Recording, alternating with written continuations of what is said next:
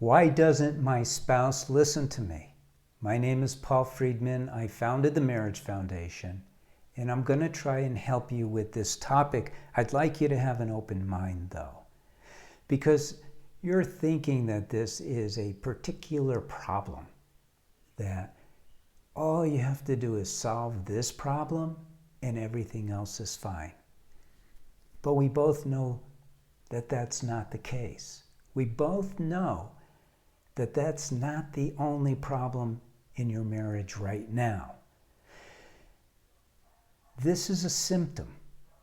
So imagine that you have a plant.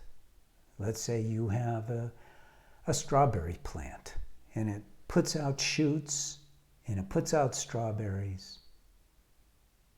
But the strawberries are terrible. Well, do you fix the strawberries? Well, let's say the leaves are all turning yellow. Do you fix the leaves? No, of course not. You realize that a plant that is healthy is going to produce good fruit.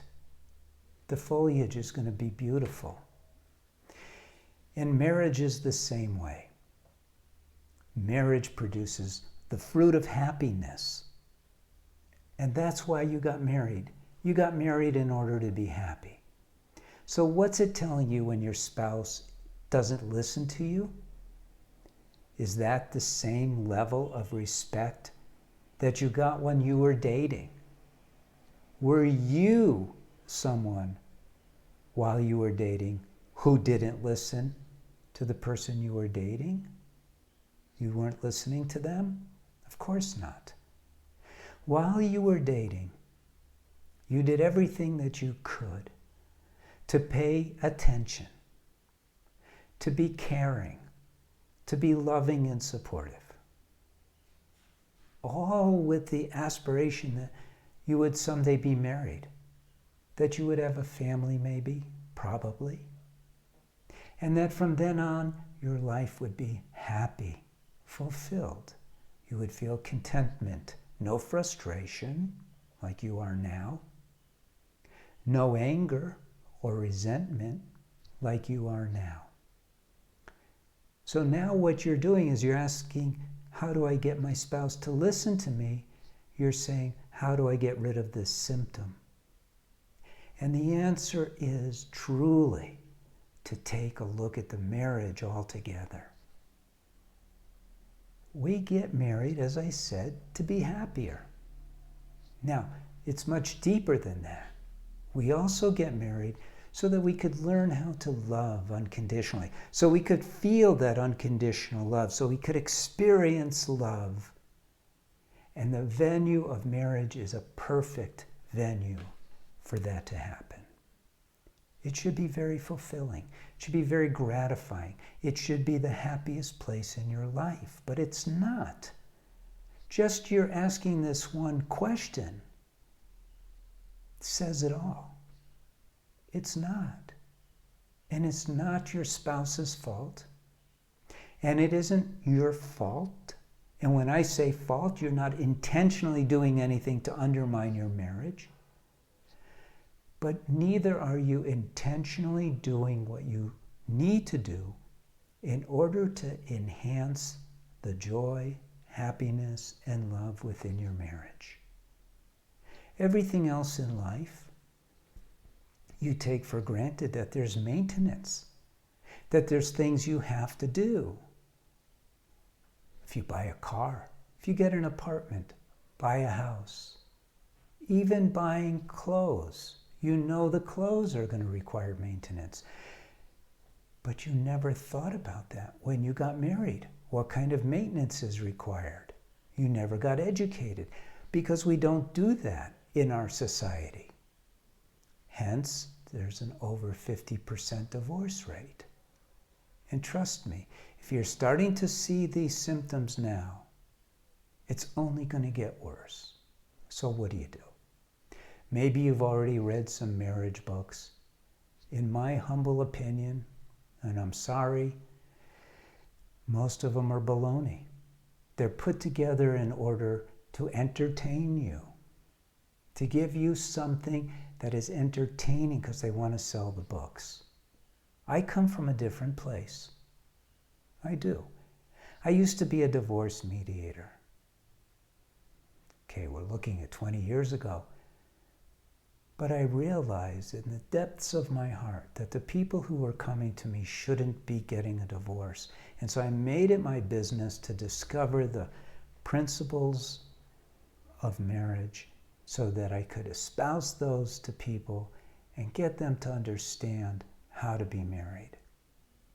So the books that I've written are manuals for marriage, and they will help you.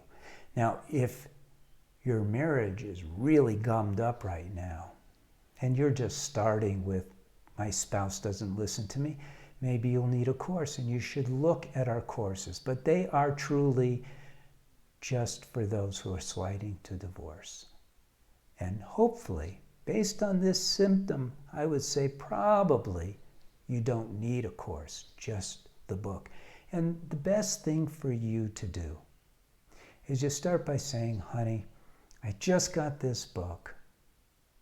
And how about if we just read it to each other before we go to bed every night or before we cuddle? And if your spouse isn't into it, then you say, or I'll just read it and I'll read the parts to you that I think you may like. Are you okay with that? And together you could do something to turn your marriage into what you wanted it to be even before you got married. All of us have this vision of marriage as being super happy. Guess what? It's supposed to be. There's absolutely no reason why it shouldn't be. Except you don't know how to be married is what it boils down to. It would be like if I gave you the key. I used to speak at Second Saturday, a support group for people who were getting a divorce. I try to get them to come and re-look at what they were going through and take a look, hey, let's turn this around. And our success rate is fabulous. And I would say to them, look, if I gave you the keys to an airplane, and no pilots answer this, please, would you get in it and try to fly it? Because marriage is even more complicated than flying. It doesn't mean it's difficult once you know how, but you have to learn. You have to understand about yourself, about your spouse. You have to understand your expectations, what they should be. And I don't mean they have to be toned down. On the contrary, your expectations should be very high, but not just of your spouse or of the marriage, but also of yourself. You know the Newtonian law of cause and effect, everyone accepts. For every action, there's an equal reaction, an opposite reaction. It's true in everything that we do. So if you complain to someone, what's the reaction going to be? Right? If you're complimentary, what's the reaction going to be? So that's one of the principles. But it goes deeper than that because marriage is a spiritual institution because you're a soul. And I'm not talking about a religious thing here. You are a soul. And you have a body and you have a mind. All of these things come into play. And you need to understand it so you can get the most out of your marriage. I'm telling you right now, you can go from these, what I consider to be petty complaints, to a phenomenal marriage in supersonic speed just by getting yourself educated. Look, we're here for you at the Marriage Foundation. I formed it as a nonprofit foundation. Truthfully, one of my fellow divorce mediators pushed me to do that. He even put up the money initially. Because this material that I discovered needs to be disseminated. People need to learn this. It'll change your life. It'll change your marriage completely. Write into us. It's a free service. We have counselors who will respond to you Write into us if you need to. There's so much material available right now at your fingertips. You could sign up to receive these videos as they come. You could take a look at our articles, go through the website. Look at the testimonials. It says a lot. So we're here for you. And I please hope you take advantage of it. Okay. Blessings to you, blessings to your spouse, and blessings to your family. I will leave you with that.